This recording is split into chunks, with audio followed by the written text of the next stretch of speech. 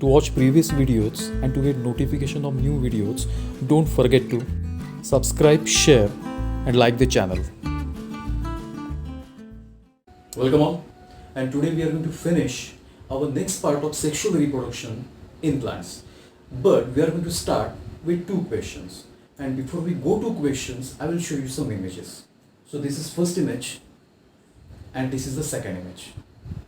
Now, by observing both of this image, what is my question? My first question is that why there is so much variety in the color of flowers?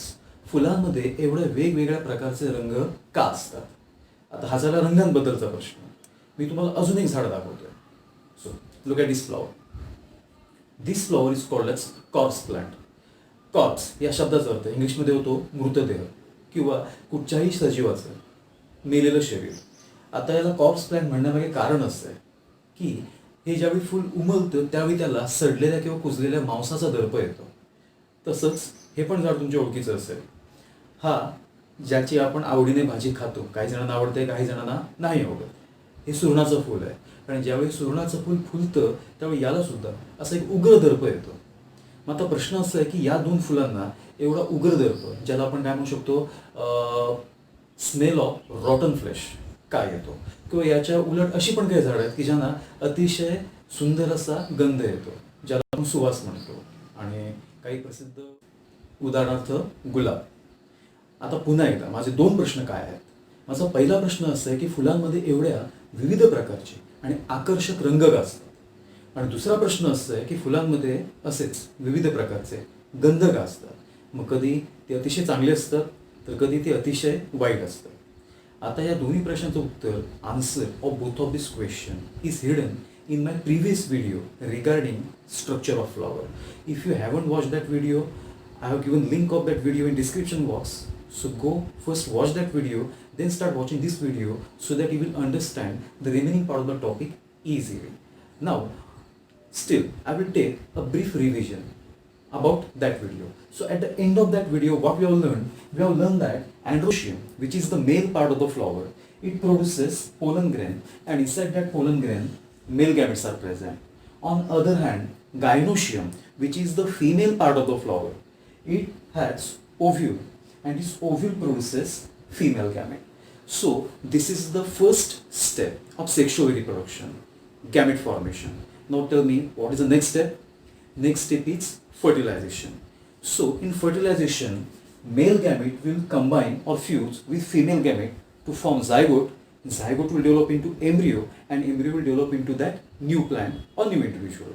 But there is a big problem in plants. झाडांमध्ये मात्र फर्टिलायझेशनच्या प्रोसेसमध्ये एक मोठा काय असतो, अडसर असतो. आणि तो अडसर म्हणजे झाडं ही कशी असतात, स्थिर असतात. Plants cannot move from one place to another place, or they cannot show any kind of movement like animals. And that is why plants cannot deliver male gametes at the site of fertilization near female gametes. माझ्या या वाक्याचा अर्थ काय होतोय तर प्लांट्समध्ये male gametes एक organ तयार करतो आणि फिमेल गॅमेट्स दुसऱ्या ऑर्गनने तयार होतात.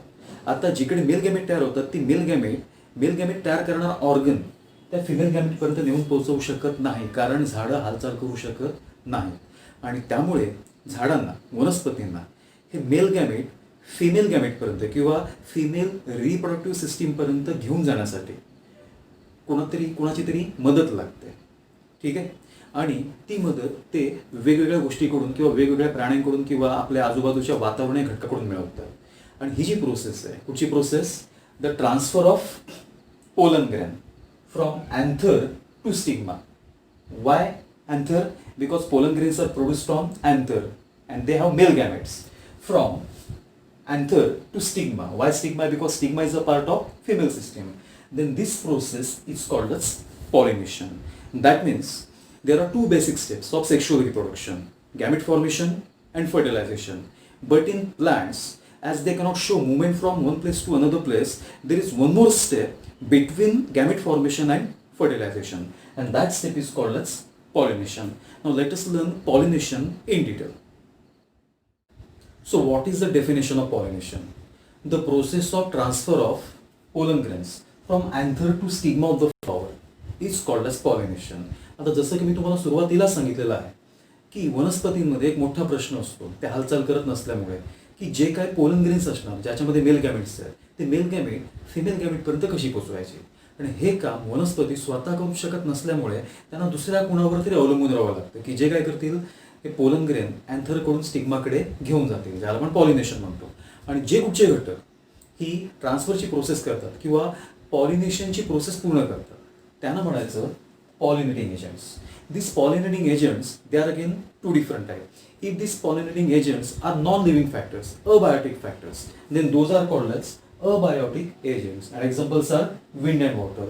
बऱ्याच प्रकारच्या गवतांमध्ये या अबायोटिक पॉलिनेटिंग एजंटचा वापर होतो. म्हणजे त्यांना भरपूरशे पोलन ग्रेन धरलेले असतात, वाऱ्यावर ते पोलन ग्रेन उडून जातात.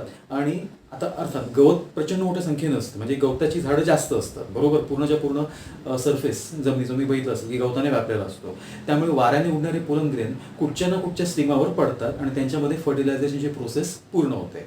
But in case of some plant these pollinating agents are living things like insects and animals, and those pollinating agents are called as biotic pollinating agents. आणि हेच नेमकं कारण आहे की वनस्पतींना आकर्षक रंग आणि ही वेगवेगळे गंध का असतात. आता because of this attractive colour and particular smell of the flower, insects are attracted towards that flower, and when insects are attracted, automatically what will happen, they will help in the process of pollination. That means they will carry the pollen grains from anther of one flower to the stigma of another flower, or maybe sometimes same flower. So this is the process of pollination, and that is the reason behind attractive colors of the flower and particular smell of the flower. Now after learning pollination, we are going to start our last point, that is fertilization. To understand the process of fertilization, we are going to use the diagram that is given in your book, and we are going to compare this diagram with the diagram on this board. But the diagram given in your book, in that diagram you can see there are 4 parts. So I will show each part separately, and whenever it is necessary, pause the video and compare that diagram with this diagram. So let us start with the process of fertilization.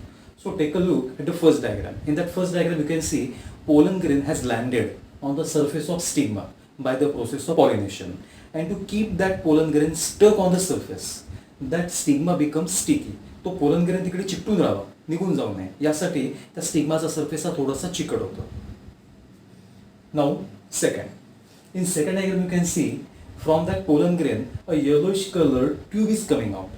That tube is called as pollen tube. That means when pollen grain lands on stigma, it germinates to produce pollen tube and 2 male gametes. In that you can also see that there are 2 male gametes. Now let us go to our third diagram. In third diagram you can see the pollen tube that is growing from that pollen grain. It will finally reach ovary, and when it will reach ovary, 1, 2, 3, 4, 5, 6, these are 6 ovules. So finally that pollen tube will reach inside the ovule. You already know that inside ovule there is embryo sac, and inside that embryo sac there are total 8 nucleus that I will explain in this diagram. So I will turn that so that you can see that image properly. In this embryo sac, these 3 nucleus are called as antipodal cells. Out of these 3, 2 are called as synergids and 1 is called as egg cell, which is haploid. मी माझ्या पहिल्या व्हिडिओमध्ये सांगितलेलं की total 8 sale आहेत, पण या 8 सेलपैकी सगळ्या सेल तुम्ही लक्षात ठेवण्याची गरज नाही आहे. तुम्ही या 3 जे अँटीपोडल सेल आहेत तुर्तस या वर्षासाठी त्यांचा विचार करू नका. या वरच्या 3 आहेत त्यापैकी ही आणि ही यांना सिनर्जीस म्हणतात. या पण तुम्ही आणि लक्षात ठेवला तरी चालतील. तुम्ही लक्षात ठेवायची मधली सेल त्याला काय म्हणतात, एक सेल किंवा फिमेल गॅमेट, आणि हॅप्लॉइड असतं. याच्यामध्ये n नंबर ऑफ क्रोमोझोम असतात, आणि इकडे बरोबर एकच सेल दिसते पण त्याच्यामध्ये 2 न्यूक्लियस आहेत 2 टोकाला, म्हणून त्याला पोलर न्यूक्लियस म्हणतात किंवा बायपोलर न्यूक्लियस म्हणतात. आता चौथ्या डायग्राममध्ये फर्टिलायझेशनची प्रोसेस झालेली आहे असं दाखवलेलं आहे, पण आपण ती फर्टिलायझेशनची प्रोसेस पुन्हा एकदा या डायग्रामच्या सहाय्याने कशी होते हे अगदी थोडक्यात समजावून घेऊया. So this is now embryo sac, and I have already explained the different type of cells. Now imagine pollen tube has reached embryo sac and it has released 2 male gametes. This is one male gamete and this is another male gamete. आता यापैकी एक mail gamete जो असणार तो या एक sale बरोबर combine होणार किंवा याला फर्टिलाइज करणार, आणि यातून तयार होणार एक cell plus first male gamete zygote तयार होणार आणि हा झायगोट डेव्हलप होणार एम्ब्रिओमध्ये. आता हा जो दुसरा मेल गॅमेट आहे, सेकंड मेल गॅमेट, तो फ्यूज होणार या पोलार न्यूक्लियस बरोबर आणि सेकंड मेल गॅमेट आणि पोलार न्यूक्लियस हे एकमेकांना फ्यूज होऊन तयार होणार एंडोस्पर्म. म्हणजे या फर्टिलायझेशनमुळे किंवा या प्रोसेसमध्ये फर्टिलायझेशन एकूण किती वेळा झालंय? फर्टिलायझेशन झालंय 2 वेळा. This is first fertilisation to form zygote and this is the second fertilization to form endosperm. So as fertilization takes place twice, this whole process is called as double fertilization. हा पण तुम्ही give रिझनच्या दृष्टीने question मनात ठेवायचा आहे की why the process is called as double fertilization. Why? Because fertilization takes place twice. आणि आता फायनली शेवटची प्रोसेस, ही फर्टिलायझेशनची प्रोसेस पूर्ण झाली, झायगोट तयार झाला, एंडोस्पर्म तयार झाला की आता नेमकं काय होतं? तर हा जो सगळा वरचा भाग आहे त्या गायनोशियमचा हा पडून जातो. त्या फुलाचे बाकीचे पार्ट असतात ते पण ड्राय होऊन जातात आणि सगळ्या शेवटी उरते फक्त ovary. So finally this ovary it will develop into fruit. This ovules which are now fertilised, now this ovules will develop into seeds किंवा त्यांच्या बिया तयार होणार. And that seed or inside that seed, zygote will be present and nutrition that is required to that zygote it will be provided by endosperm. या झायगोटला वाढीसाठी जे काही nutrition लागणार हा कोण सप्लाय करणार? एंडोस्पर्म करणार. Finally this fruit will also dry up, it will fall on ground, fruit will disintegrate म्हणजे त्या फ्रूटचा वरचा भाग पण डिसइंटिग्रेट किंवा कुजून जाणार and only seeds will remain behind. And whenever those seeds will get proper condition, whenever they will get water, then those seeds will start germinating and during the process of germination whatever food that is required it will be supplied to that zygote by endosperm. या जर्मिनेशनच्या प्रोसेसमध्ये या झायगोटला जे काही food लागणार आहे ते त्याला supply करण्याचं काम कोण करणार? एंडोस्पर्म करणार. कारण सोपं आहे की झाड ज्यावेळी सुरुवातीला जन्माला येतं त्यावेळी तिची पानं एकदम छोटी असतात, त्यांच्यामध्ये फोटोसिंथेसिस करण्याची लगेच कॅपॅसिटी ही मोठ्या झाडा एवढी नसते. त्यामुळे तोपर्यंत त्या वाढणाऱ्या झायगोटला फूड सप्लाय करण्याचं काम कोण करतो? एंडोस्पर्म करतो. So this is about the whole process of fertilization in plant. So I hope you understood this all process. Now that's all for today. In next video we are going to start with the sexual reproduction in human being. So thanks.